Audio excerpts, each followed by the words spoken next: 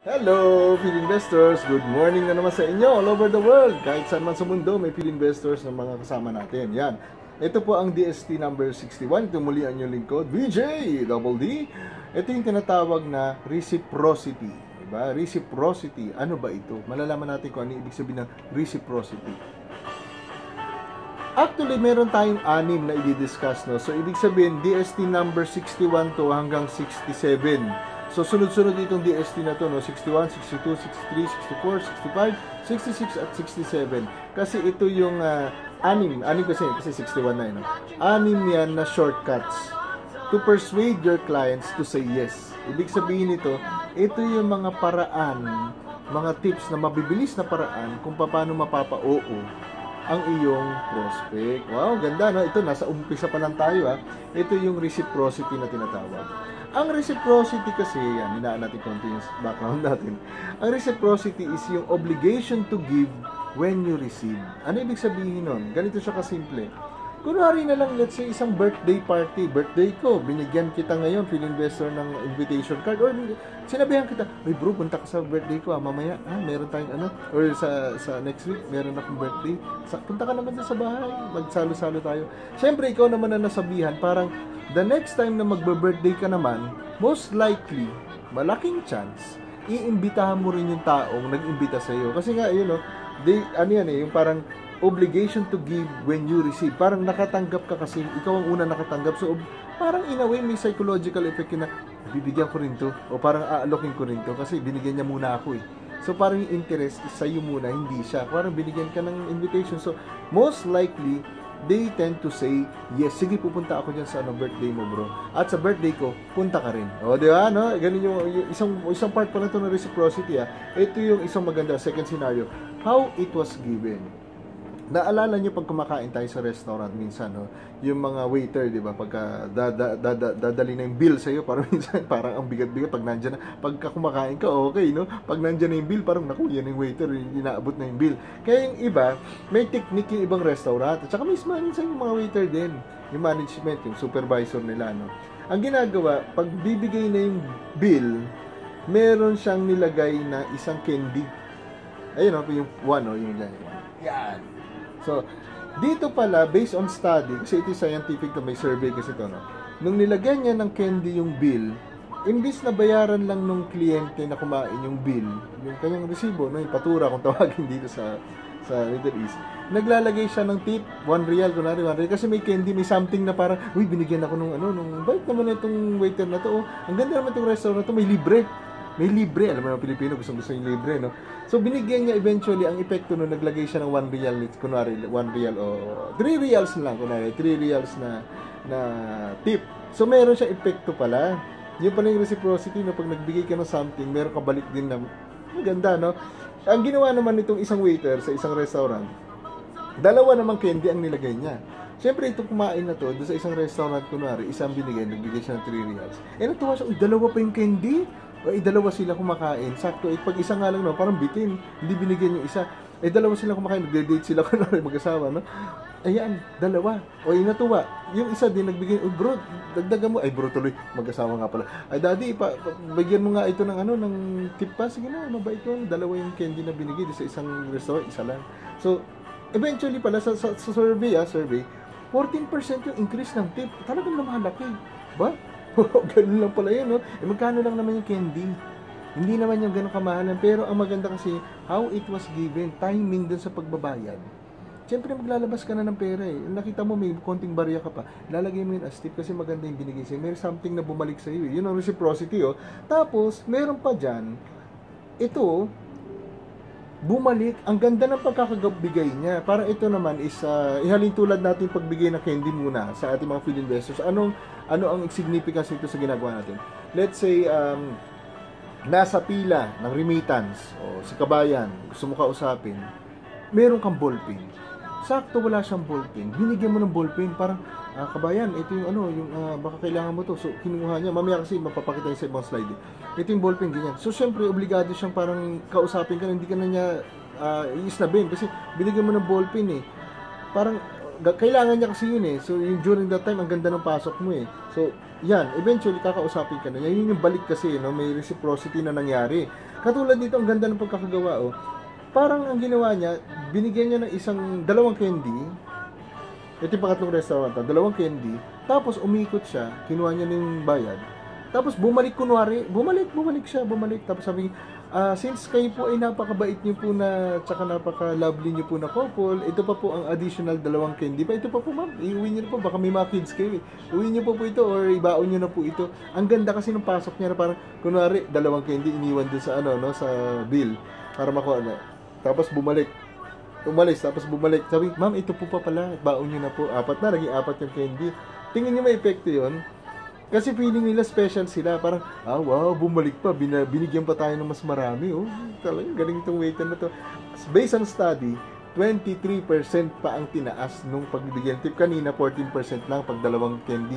Ito, bukod sa apat na candy binigyan niya, yung timing na umalis na, tapos bumalik pa. Kunwari parang, ay ma'am, sir, ito po, baon nyo po ito. Kasi po, napakabait nyo naman at napakagiliw nyo sa amin. So, parang ganun may special kasi, no? Ang ganda ng epekto. So, ang basic rule dyan, be the first to give, personalized and unexpected. Yan ang maganda. Ito na, sample number 1. Pagbukas ng pinto lang para sa kabayan, kunwari ikaw ay gusto mag-prospecting, nakita mo, may papasok. Umabang ka na sa entrance loop, buksan mo. Ma'am, kabayan, liga po, pasok po, mainit sa labas, pasok po. Siyempre, ay, thank you, salamat. O kaya, ngingiti man lang yan, salamat. Pag yan ay ngumiti at nagpasalamat, sundan mo na, ay ma'am, ako po pala si ganyan. Yan, magpakilala ka na at ikaibiganin mo muna, tapos maya-maya, konti, ipasok mo na yung ating gusto talagang mangyari, yung pag-prospect sa kanila at pag-alok ng opportunity. O, di ba? Ganun lang, oh. Pagbuksan mo ng pinto, napakadali naman yung may bayad ba yun o wala? Wala naman. Napakadali naman yun, isang bukas lang kasi may pabor. May pabor kasi tayong binigay. Yun yung reciprocity. May binigay tayong pabor, bibigyan ka ng pabor din pabalik. Parang automatic yun sa instinct ng tao. Ano pa? Pinapauna sa pila. Ayan, oh. Diba, no? Kung titignan mo siya, papaunahin mo sa kunwari, remittance o whatever, kung anong pila yan. Pag nakita mo kabayan, ngitian mo, kabayan, dito ka na. Sige na, mauna ka na. Okay lang. Hindi naman ako nagmamadali. Mauna ka na. Siyempre, pag nauna, ay, salamat ha. O yan, kausapin mo na kasi meron na siyang parang utang na loob sa iyo in a way. Pero natuwa na sa iyo yan kasi bait naman ito. Sige, salamat ha. Ayun, kausapin mo na agad kasi parang kahit pa paano, magaan na yung pakiramdam niya sa iyo, makaibiganin mo na. O di ba madali? O kanina, nagbukas ng pinto. Ngayon naman, pinauna mo sa pila. Di ba, no? Ayan pa, pagbigay ng ballpen, yan yung sinasabi ko kanina. Ito, kailangan nila ito pag remittance. Alam mo naman ang Pinoy minsan pupunta sa isang lugar, hindi handa. Minsan, no, yung iba, hindi naman lahat ha. So, timing sa yan. Ito may share ko sa inyo. Kung nakikinig si Bro Peter ng Kuwait, ito magaling tayo. Hello bro. Kasi si Peter nung araw, ang bulsa niyan, puro ballpen. Sign ng isang magaling talaga na networker at talagang businessman at dito nga sa Pilipinas. Sabi ko, bro, ba't ang dami mo namang ballpen dyan? Hindi ka ba natutusok dyan? Kasi sir, hindi mo rin alam nung araw, no? Hindi mo alam kung ilan ang mamimit mo di pag nagsasign niya ng flyers at di marami akong ballpen na pamibigay. Minsan binibigay ko na. Yung pala may purpose siya. Katulad niya, yung pila, marunong Magaling. Madiskarte kasi, full of action kasi yung taong yan Pupunta siya sa remittance, siya mismo. Abang yan ng medyo walang ballpen. Sir, ballpen, kailangan mo to. Sakto yung dating niya. Ang ganda ng timing. Ay, salamat. Mamaya kakausapin niya na yun. Di ba tama si Bro Pete? Thank you Bro Pete. Ang gandang sharing nun. Talagang tama May siya dyan, may style, may strategy yung ginamit Sample number 5. Pag-share, ito maganda rin naman to. Ito marami rin gumagawa ito ng mga kasama natin. Umuupo sa isang restaurant o order yun ng mga tubig lang basta umorder, umupo siya doon, alam niya yung oras na yun marami kumakain. Punuan. Ngayon, syempre, siya nakaupo sa isang table. Wala nang maupuan ngayon itong mga kababayan, lalo na namimili pa yan, wag kunwari, ayun, ito, isang mukhang mukhang kukuha to, maganda ito alokin, naka-uniform ng nurse o engineer, bigla niya sasabihin, sir, kabayan, dito na, mag-share tayo, dito, upo na kayo, dito wala na upuan, sakto na naman, di ba, simple lang, ang puhunan niya, isang tubig lang, siyempre, pag umupo ngayon yan, may pabor na naman, ay, salamat kabayan, hindi na kami makaupo, ang daming tao So maganda doon na habang kumakain, habang mo-order niya, nakwentuhan at nakakuha pa siya ng bagong kaibigan. Ganda di ba? Simple-simple lang. Ang tingin o pakiramdam sa atin ng kabayan ay Hulog ka ng langit. Salamat, di ako makaupo kanina eh. Wala akong ballpen kanina eh. Pinagbuksan mo ako eh. At pinauna mo ako sa pila, nagmamadali ako eh. O, di ba? Tama? Ganun lang siya kasimple. Minsan nga, makwento ko na bago natin matapos itong DST number 61 na reciprocity. Dati, nagpo-prospecting kami ng mga kasamahan ko. Sila Willie, sila Sir Herx, sa Hamad, dun sa, sa kanilang kantin. Sabi ko ng katuwaan lang, bro, tingnan mo, yan, meron pupunta na CR. Iiyan, syempre, o mag-uugas ng kamay. Akin yung yung flyers mo, tsaka yung raffle stub mo, kasi meron kaming gimmick noon eh. Makukuha ko number niyan, bro, kahit pa umiiyan. Sabi ko, sir, hindi nga, parang hirap naman yun sa CR, inaalok mo. Sabi ko, wala namang pinipiling lugar at pagkakataon ng opportunity, bro eh. Sige, akin yan. Punta ako ngayon doon sa loob. Paglabas ko ngayon ng CR, hawak-hawak ko na yung raffle stub, meron ng pangalan, tsaka nabigay ko yung flyer. Sabi ko, sir, paano mo nagawa yun? Itong nakangiti pa yung nurse na na kasama mo din sa pagpasok sa CR. Paano mo ginawa? Simple lang, bro, 'di ba? Ihina siya, pumasok ako, 2 pinto yun, isa siya tsaka isa ako, parehas kami nag-iintay. Lumabas agad doon sa cubicle yung sa akin.